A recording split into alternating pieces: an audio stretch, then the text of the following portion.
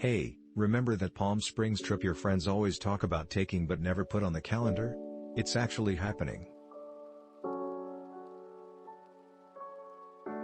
And while that upscale hotel sounded divine over 1 a.m. nachos, some people are worried for their wallets now that trip planning has truly begun. Varying expectations kill weekend trips.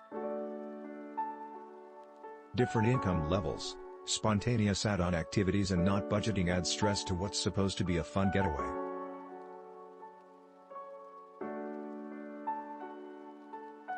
Yet we tend to avoid financial conversations with friends because they're uncomfortable, even though they'd make everyone more comfortable in the long run.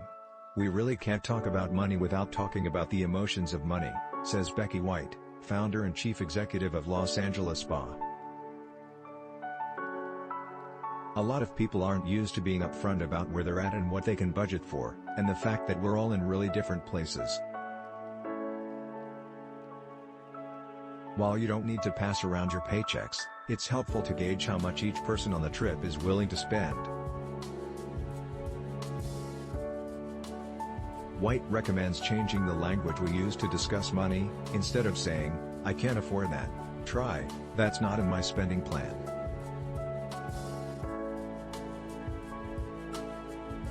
This switch shifts the focus to what you're willing to spend rather than what you can spend.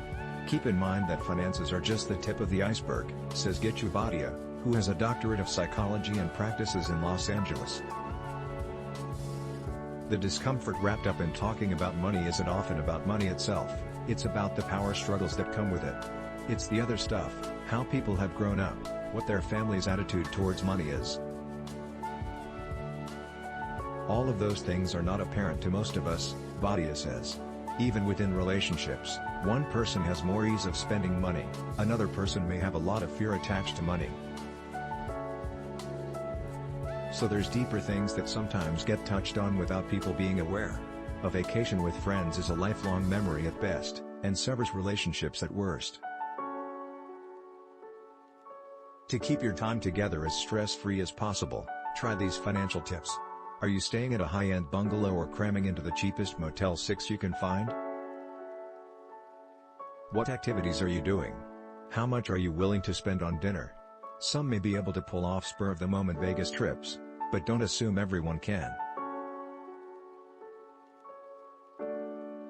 Talk about these factors in advance.